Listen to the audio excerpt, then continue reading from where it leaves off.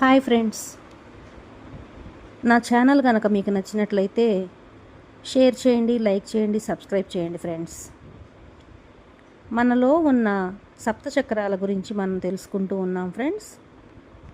ఈరోజు వీడియోలో ఇంకొన్ని చక్రాల గురించి చూద్దాము. స్వాదిష్టాన చక్రము. స్వాదిష్టాన అంటే స్వస్థానం లేదా స్వీయ కేంద్రము అని అర్థం వస్తుంది. ఈ చక్రస్థానము నాభి క్రింది భాగంలో ఉంటుందని చెబుతారు. ఈ చక్రానికి నారింజ రంగు ప్రతీకగా ఉపయోగిస్తారు. అలాగే ఇది నీటి తత్వంతో అనుసంధానించబడి ఉంటుంది.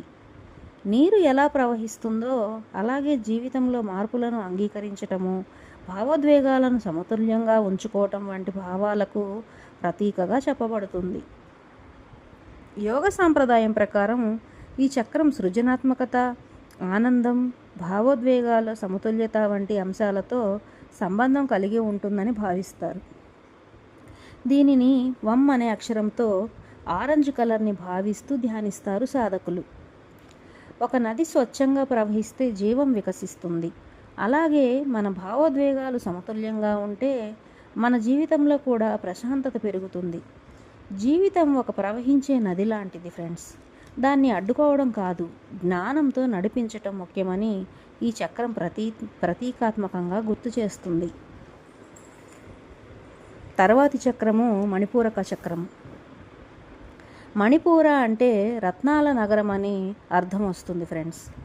యోగ సాంప్రదాయం ప్రకారం ఈ చక్రం నాభికి కొద్దిగా పైభాగంలో ఉంటుందని చెబుతారు. ఈ చక్రానికి పసుపు రంగును ప్రతీకగా ఉపయోగిస్తారు. అలాగే దీనిని అగ్నితత్వంతో అనుసంధానిస్తారు.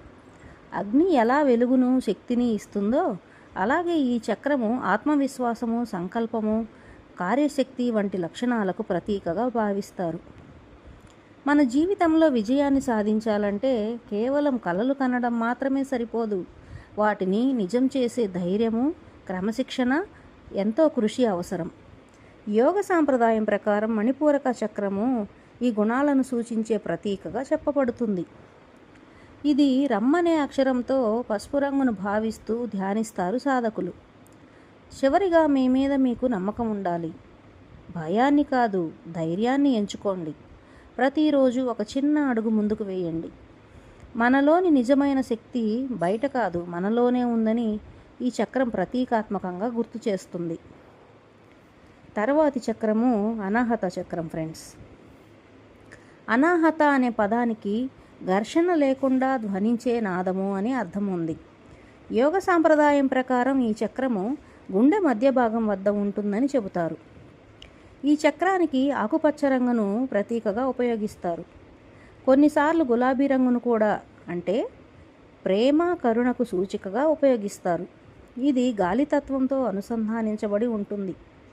యోగ సాంప్రదాయం ప్రకారం అనాహత చక్రము ప్రేమ, కరుణ, దయ, క్షమ, సానుభూతి వంటి విలువలకు ప్రతీక. నిజమైన ప్రేమ అనేది కేవలం మనకు ఇష్టమైన వారి పట్ల మాత్రమే కాదు, ప్రతి జీవిని గౌరవించటం, బాధలో ఉన్నవారికి తోడుగా నిలవడం, క్షమించడం కూడా ప్రేమలో భాగమే. ఒక హృదయం ప్రేమతో నిండినప్పుడు మనసులో శాంతి పెరుగుతుంది, ద్వేషం తగ్గి దయ పెరుగుతుంది. ఇక్కడ ఎం అనే అక్షరాన్ని ఉచ్చరిస్తూ సాధన చేస్తారు సాధకులు. ఓకే ఫ్రెండ్స్, మిగతా చక్రాల గురించి తర్వాతి వీడియోలో తెలుసుకుందాం friends. Thank you very much.